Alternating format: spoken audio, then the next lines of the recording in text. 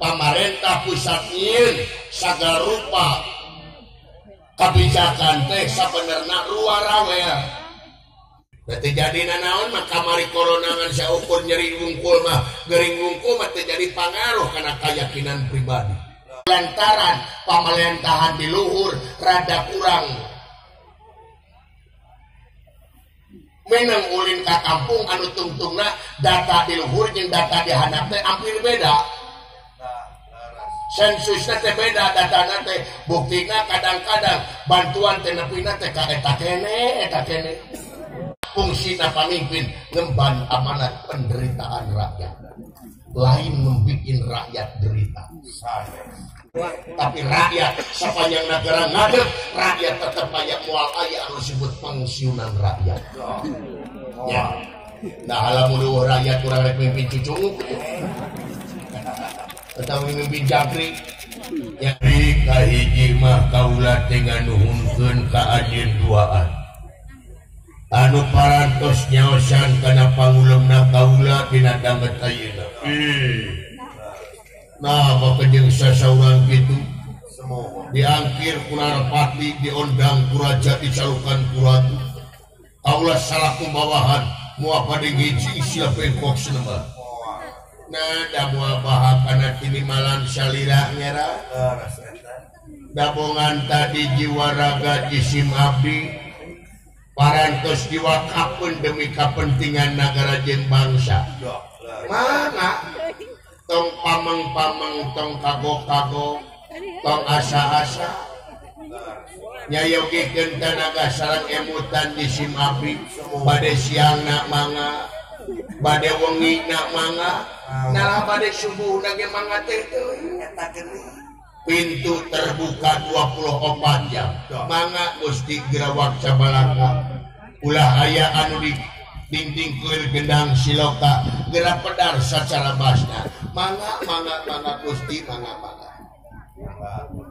syukur kaduana kaula teh ngarasa sono ulawas urang karapat tepung lawung paaprok jongkok ngariung jiga kieu sami Gusti sami jisim abdi ge sono ini genah ke kana hate dipikasono ku raja meni nyabadung kana kalbu semohon meni tiis kana hati ari dipikasono ku raja memeni asa ngalegaan alam dunya nya leuwih ti dibere duit gede ai dipikasono ku raja mah meni teh kana hati asa diaku ari OTW teh naon? OTW teh. Ulang gaul. OTW teh singkatan tina O teh jeung we hartina. OTW teh tungguan we. Lain tungguan we. OTW teh hartina atawa singkatan tina on the way. On the way. Hari on the way teh bahasa Inggris. Ari bahasa urang teh on the way lah. Sumohon pan tadi saur salira OTW on the way teh bahasa Inggris. Ari bahasa lemah sugihna geus tong dibahas. Ai raja ngeunah nya tugas latih sok tong dibahas naon urang ngarasa sono sabab 2 tahun hampir 3 tahun urang pan kabelenggu gara-gara pandemi gara-gara anu disebut sasalat wabah virus COVID-19 semoga dina mangsa 2 tahun urang teu bisa kukumaha ngan saukur digawe teh di imah atawa virtual dina HP Zoom jeung sajabana daring nu sakola pon kitu deui online jadi urang teh teu bisa pacangkrama jiga kieu ngariung mung pulung bongkok ngarojo sabab geus jadi keputusan kesehatan dunia ieu memutus mata rantai virus corona teh nyaeta urang teu meunang ruang riung jeung papada manusia. Leus anu antukna urang kawates dina sagala widang kagiatan. Malahan ieu pangaruhna wabah virus corona teh lain ngan saukur kana kasehatan wungkul tapi geningan ramat kamale nu lain-lain kababawa. Mimiti masalah pendidikan hampir abut-abutan gara-gara ieu pandemi. Kadua anu leuwih parah dina masalah kamari dina mangsa pandemi ekonomi anu hiji hampir digubrak.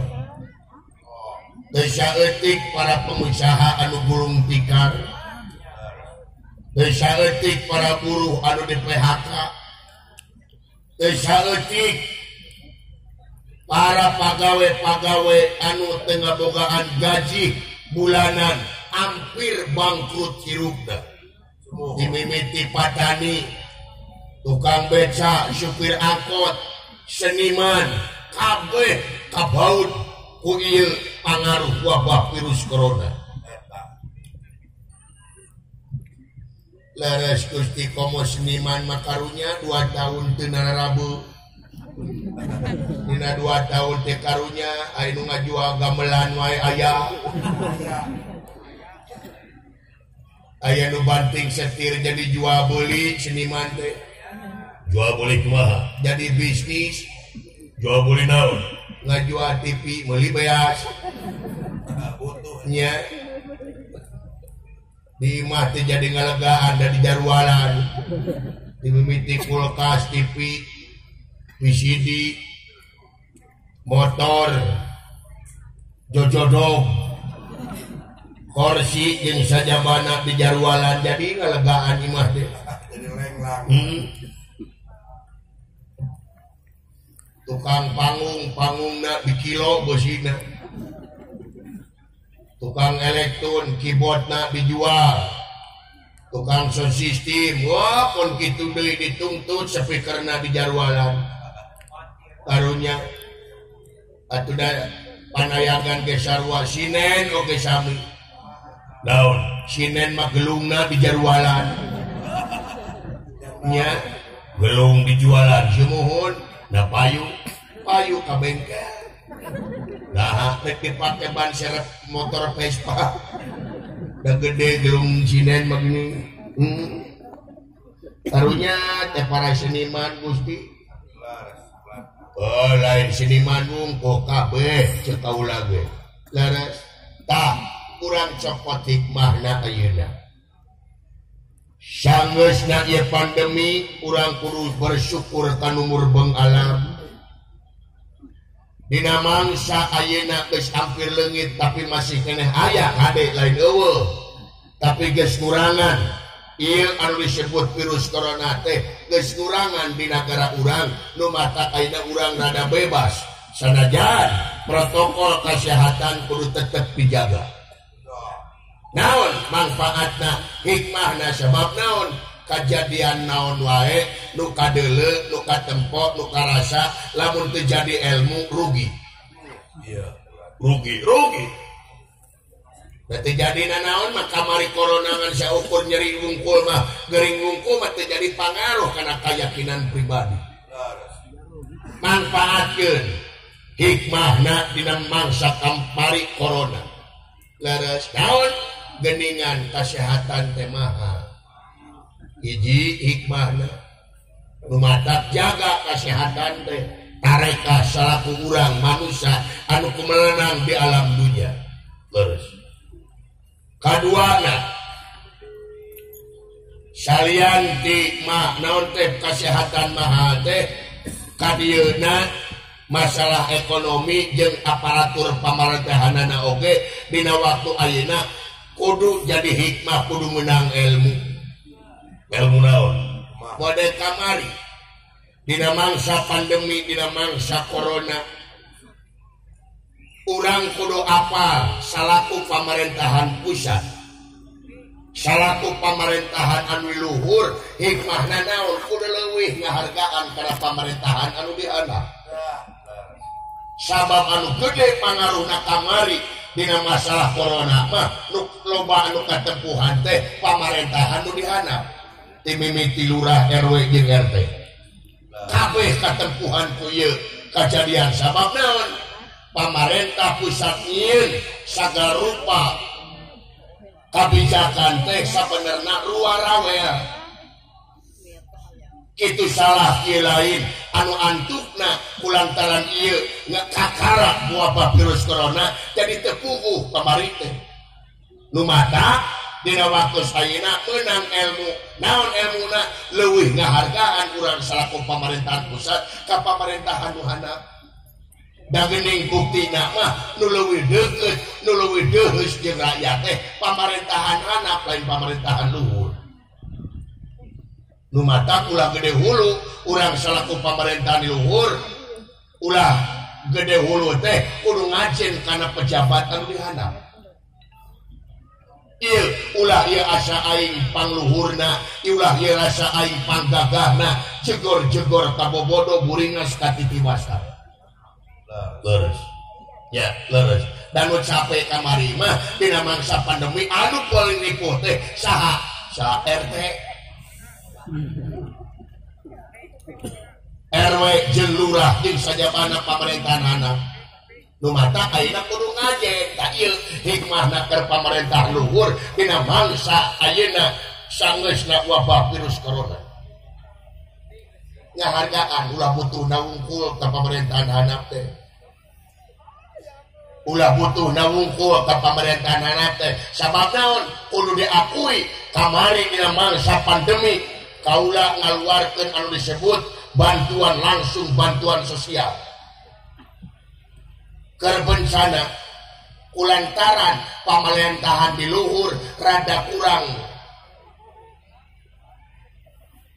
menang ulin ka kampung anu tungtungna data di luhur jeung data di handap teh hampir beda sensusna teh beda datana teh buktina kadang-kadang bantuan teh nepina teh ka eta kene ieu menjadi masalah leres teu nyalakeun sasaha ngan ieu kudu jadi hikmah keur urang yen kudu ngajen kana pamarentah nu handap kadang-kadang RT katempuhan ku ieu kajadian teh sabab naon nu nabeuh-nabeuh nu ngampar-ngampar nu seueuh-seueuh nu lapar-lapar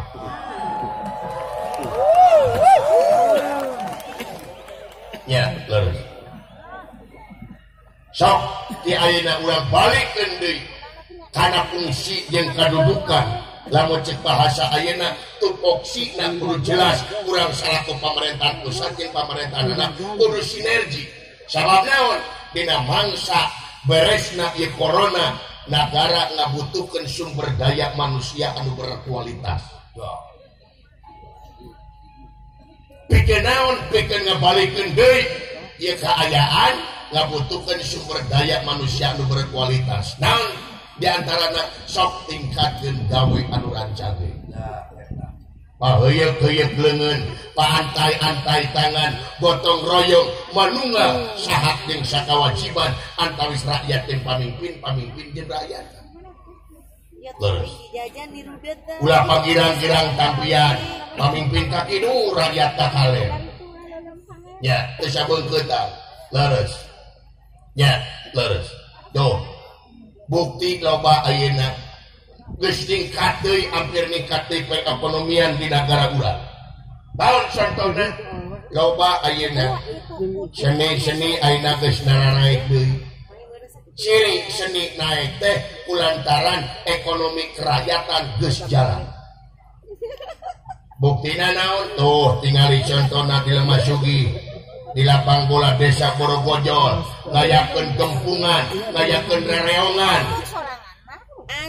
di Luguan kulurah apa lurahna apa saha Amir nya dah ya Amir mah ya singkatanana Ari A Amir AMI jeung R hari anak teh amanah dina mimpin desa. Enak manusia anu luar biasa. Enak insan anu terpilih. Hari Erna teh rada telatnya werna.